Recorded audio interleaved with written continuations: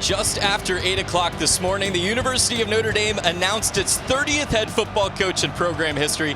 33-year-old Marcus Freeman, the defensive coordinator this year, will take over as head coach here in South Bend. Freeman led the Notre Dame defense, which ranks in the top 20 in college football in scoring defense and 6th in interceptions.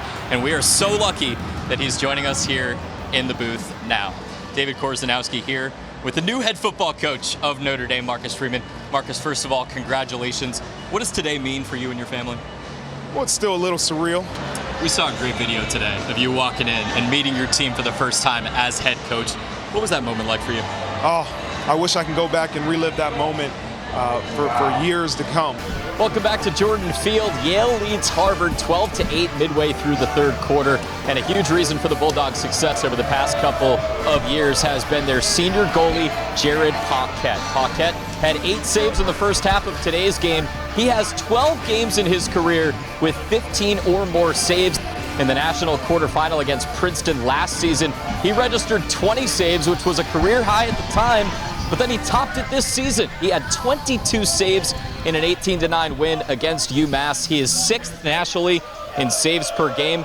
Adam and Lewis, you feel like if the Yale Bulldogs win today and go on a run in the tournament, that Jared Paquette's going to be a huge reason why. For all those kids watching at home who want to play in a game like this, what's playoff hockey like? Yeah, it's a lot of fun, a little bit more intense. Definitely got to bring your best every shift because, you never know what could happen that'll change the game.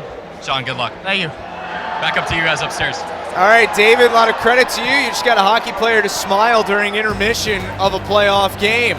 Big stakes on the line today, a spot in the Ivy League tournament. Does this game have a playoff feel on the sideline? Sure. No, it's just a lacrosse game. That's all it is. Welcome back to Matthews Arena. David Korzeniowski here courtside. Northeastern University reported 71 positive COVID-19 cases on December 15th. The day before, they had 80 positive cases, the 2 highest single-day totals since the year began. So the athletic department making the decision to go back to no fans, despite this being the women's basketball team's only game here at Matthews Arena. Jim and Adam, it's opened up playing time for some Northeastern players as well. Maddie Visa and Century McCartney getting in the lineup as the Huskies have a few players in COVID-19 protocols. You had 19 points against Yale, and a lot of those came late. Coach Griffith has talked a lot about how you're diversifying your shot chart.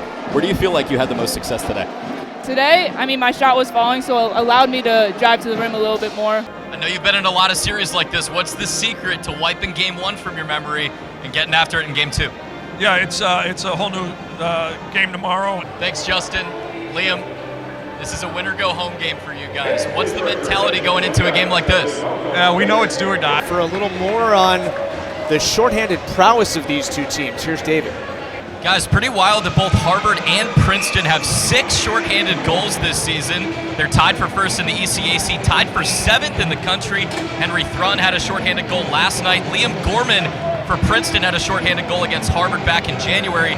Ted Donato says that there's a lot of scorers on both of these teams, making their man-down units a threat to find the back of the net. Justin.